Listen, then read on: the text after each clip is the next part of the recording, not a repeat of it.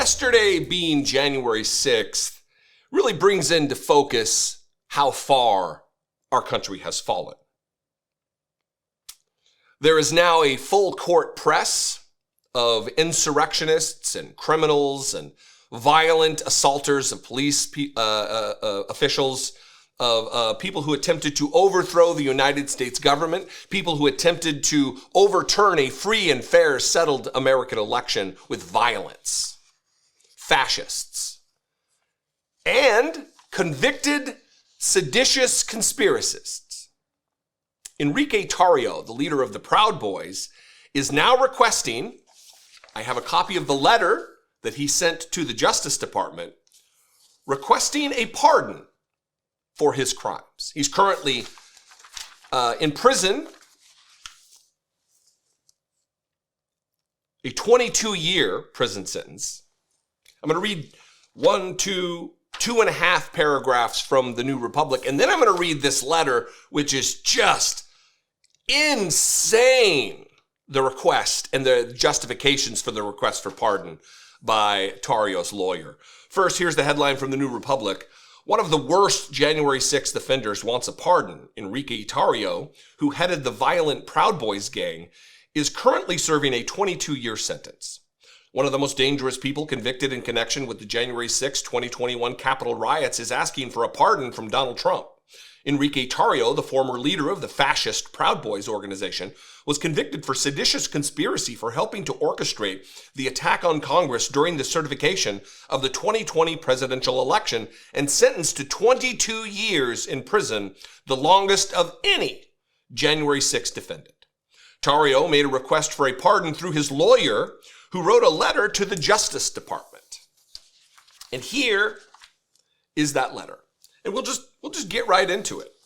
Oddly enough, it is dated January 6, 2025. It is addressed to the United States Department of Justice, and it is says, Honorable President Donald J. Trump.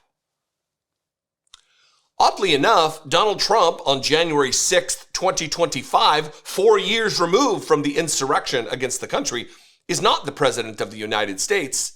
Joe Biden is the President of the United States.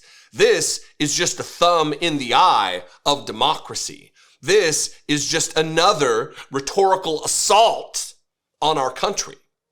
Here's what the letter reads. I am writing on behalf of Henry Enrique Tarrio, who was alleged to have been, not alleged to have been.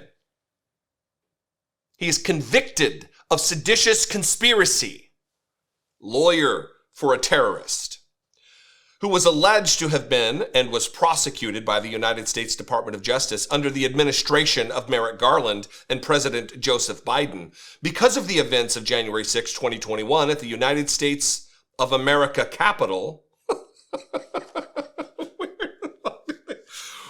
Where do they find these people? At the United States of America Capitol. Idiots. The United States of America Capitol in Washington, D.C., and I respectfully request on my client's behalf the consideration of a full and complete presidential pardon for Henry Enrique Tarrio. Henry Enrique Tarrio is a young man with an aspiring future ahead of him. Not if he's in prison for 22 more years. He has been a successful person throughout many plights of his life, including running 2 successful businesses prior to his current incarceration. He's also a former convicted felon. He was also in prison before. Bright future. Henry Enrique Tarrio was portrayed throughout the government's case as a right-wing extremist that promoted a neo-fascist militant organization. Henry is nothing more than a proud American that believes in true conservative values. Does he? What are those conservative values? On January 4, 2021, Henry was arrested on an unrelated charge, other charges, not just insurrection and seditious conspiracy. He was arrested for something else, this bold patriot of America. Was on unrelated charges to the events of January 6, 2021, and ordered by a District of Columbia Circuit Court judge to remove himself from the area of District of Columbia, and not partake in that rally that took place in the rally, not that rally, that took place on January 6, 2021. Henry followed the directions of the court and removed himself from the District of Columbia and relocated to Baltimore, Maryland. Nonetheless, the government pushed forward charging and prosecuting Henry along with 4 individuals in the same trial for expressing their freedom of expression. The court thereafter imposed a sentence of 22 years of incarceration, imposing the largest sentence of any January 6 defendant. Now, let me say this. It wasn't just the Justice Department that convicted him. It was a jury of his peers. And prior to that, there was a grand jury of his peers who thought the evidence warranted, justified the seeking of further action from a jury in a sentence. If found guilty. And he was found guilty of seditious conspiracy against the United States of America, and that includes you, we the people. He committed a crime against us. After his sentencing, which follows the investigation, the grand jury, the regular trial with another jury of his peers, Henry has been relocated from multiple federal and private prison facilities, which have placed him in special housing unit for most of his time in custody. The significance of being placed in the SHU is important because Henry has been housed where he can only see the outside of his cell for 1 hour a day, says the traitor. Anyway, we'll skip ahead here. Granting this pardon will allow Henry to reintegrate into a family that is extremely supportive and would further demonstrate commitment to lawful, peaceful, and constructive contributions.